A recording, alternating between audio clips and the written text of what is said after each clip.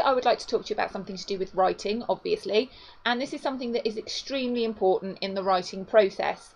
Unfortunately, not all writers seem to agree with me, and this is proofreading.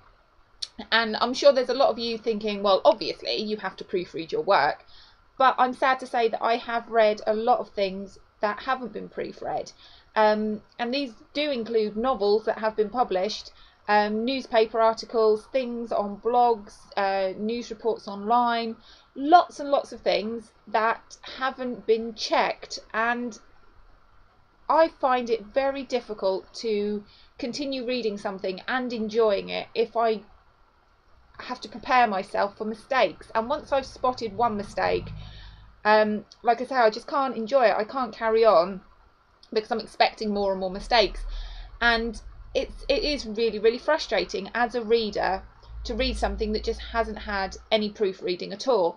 I will admit that I didn't always believe in proofreading. I was a very naive young writer, and I used to think that the muse would come and inspiration would hit, and whatever I wrote would be perfection. I didn't need to change it. I didn't need to even reread my work because the muse had written it for me, and it was perfect. But when I was at university and I was studying creative writing, I learned how important proofreading and editing was. It was part of the course, and I was genuinely surprised at how much my work improved once I proofread. And it may sound so silly and such a simple thing to do, but like I say, there are people that don't do it, and it is such a shame because it ruins a really good piece of text. So if you honestly believe that whatever you've written is perfect, I can tell you it's not, and please, please, please, please proofread. I proofread in a couple of different ways. The first thing I do is I print my work off from the computer.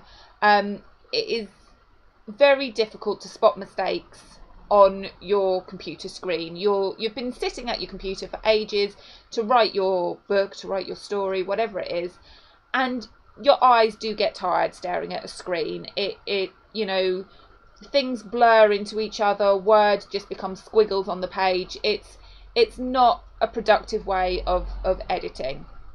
So I print off my my document, and I get a red pen and I start reading. And I know there are people out there, and I don't understand why, but people say, oh, you shouldn't use red pen, it's an angry colour. It's a pen, it's, you know, it's not going to kill you, it's not going to hurt. I use red because you've printed your document off in black.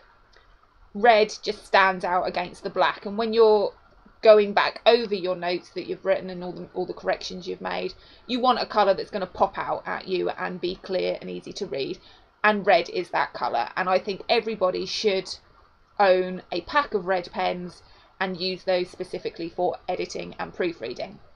So what I will do is I'll get my manuscript and I'll read it from cover to cover, and I will get my red pen and I'll cross out bits that I don't like. I'll add in notes around the margins for things I want to add.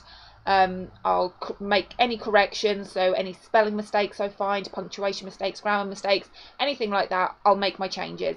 And I'll just do that once on that one document, and then I'll make my changes back on the computer, and then I'll print it out again. And what I do next is something that I advise every writer to do, and that is to give your document to somebody else. This somebody else needs to be somebody you can trust. It needs to be somebody that you are in a good relationship with, because you need their honesty. It isn't good to give your work to somebody that just reads it and goes, oh, I really enjoyed it, it was really good, and leaves it there. You need somebody who will point out your mistakes, and you need to be the kind of person who's prepared to take on anything they say without getting upset. I know it's difficult. Your book, your story, it's lived in your head, it's lived in your heart, it's now on the screen, and then it's on paper, and you're giving it to somebody else, and you don't want to let it go. And I do understand that you don't want to let it go, but you have to, and you have to give it to somebody like I say, that you trust, who will give you an honest opinion, who will point out your mistakes, who will say, oh, I didn't understand this bit, or who's that character, they've just popped out of nowhere, where did they come from? Things that you don't necessarily recognise when you're reading your work because you're so close to it. I'd advise you also, when choosing your reader, to find somebody who possibly has skills that you don't necessarily have. So if you're writing your book or whatever, and you know you're not very good at punctuation, you don't know where apostrophes go, what's a semicolon, you don't understand these things, and there's nothing wrong in that. Find somebody who does know, because you're going to need that help. If you're not confident and comfortable with punctuation, you're going to need somebody who is. So you need to find someone who's honest and somebody who has the skills that you might be lacking in. And that's not a criticism, because we all lack certain skills. I can't spell. I really can't spell. And even when things underline on the computer with that lovely little red squiggle, it doesn't always spot all of my spelling mistakes, because sometimes I spell things wrong, but it just doesn't recognise them. So it's a good idea to find somebody who can do the things that you can't do.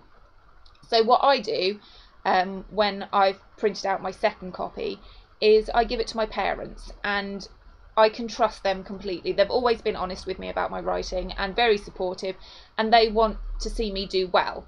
And if they can help in any way, they will. And I'm very grateful and thankful for my parents who are happy to do something like that, because like I say, I trust them. They've always been honest. They've always told me if they don't like something, if they do like something, they'll point out my mistakes, and yeah, so I can always rely on them to help me with any of my writing. So firstly, I'll give it to my dad. My dad will spot spelling, punctuation and grammar mistakes. Even though I've gone through it once, things still slip through. So he'll do that for me. Then gives it to mum. Mum is brilliant at spotting inconsistencies or plot flaws or things that just don't make sense, or changes in character behaviour, or I don't know, anything other than spelling, punctuation and grammar, my mum can spot.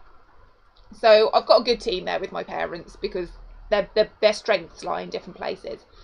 And they also use the red pen to write on the document, to point out any mistakes. They write on their feedback, if they've got some ideas or improvements or anything like that, they'll put those on there. And I'm happy for that, because like I say, I want my book to be perfect. I want it to be really, really good, and I can trust them to help me do that. Sometimes they've written ideas or things down and I don't agree with them, and you don't have to agree with everything that your reader puts down on the page. It is your book at the end of the day, and if they've made suggestions that you don't like, you don't have to use them. It's just their ideas, but you don't have to use them. So when my parents have done all their red pen, I then take it back and I make the changes that I feel are necessary. So obviously any spelling, punctuation or grammar obviously does need to be changed. Any plot ideas or story development or whatever, I'll change whatever I feel needs to be changed. I then do this process again and again. So I read it, my parents read it, I make changes. I read it, my parents read it, I make changes. And this goes on for at least 3 times. I do this because every time a story or a plot development bit changes, anything to do with the story, it needs to be read again to make sure everything flows. So if you do make changes to your characters or to your story, it does need to be reread to make sure that you might have made a change in the beginning which affects the ending, so you need to make sure it all sits together nicely. Another thing that I think is really important with proofreading is actually reading aloud, and that's something that I don't think many people do, because it's a bit embarrassing, and I don't know, well, that's just how I feel. It's a bit embarrassing to read your work out loud, to actually hear how it sounds. And you don't always have to record yourself, although I do think it is a good idea to listen back to what is being read. But when it comes to things like dialogue and conversation, and even kind of if someone's having internal thoughts, is to listen to how it sounds. Does it sound natural? Does it sound like how people speak? Because we have to remember, people don't speak with perfect grammar. If you listen to anybody speaking, if they're just having a conversation, because our brains are working to try to convey something, it's not always going to come out perfectly first time. So when you're writing dialogue and conversation, just think about how people speak, and by actually reading out your work, you will hear how it sounds, or even ask somebody else to read it out for you. Again, I can understand this can be a bit embarrassing, and you need to find somebody that you can trust and that you know will be supportive. But you need to hear how it sounds. Does it sound robotic, or you know, unnatural? And if you're writing and somebody has an accent, so you could be writing from, you know, different parts of the country, does it sound like this person comes from Scotland? Does it sound like this person comes from Newcastle?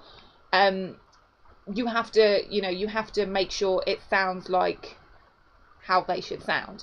So so whatever you're writing, and for whatever audience, you must proofread. So before you even think of sending it off to agents or publishers, entering competitions, even if it's just for your own personal blog or a website, or there are many sites out there that you can post up your writing for feedback from others. Proofread it. Just make sure that what you've written is the best that you can produce. You want people to take you seriously as a writer. You want people to read more of your work. And like I say, I find it difficult to read anymore once I found a mistake. It kind of sits in my head, and it makes my eye twitch, and I'm a bit like, oh, that needn't be there. If somebody had read that, if a couple of people had read that, that wouldn't be there. So it is such an important thing if you do want to be taken seriously as a writer. And don't assume that the first thing you write is the best thing you write, because it isn't. And even the fourth, fifth, sixth thing that you've written, it still can be improved. You do need to draw a line and know when to stop. But you do need to get to that point. You can't just say, oh, I've written something, it's great, because it isn't. You know, it won't be. So for me, proofreading and editing is one of the most enjoyable parts of writing, because I do like to learn, I do like to improve myself, and I do like to kind of stretch my knowledge and make things better and make things more enjoyable for other people. So I hope you can enjoy using your red pen, and yeah, I will see you soon, so have fun with that. Bye.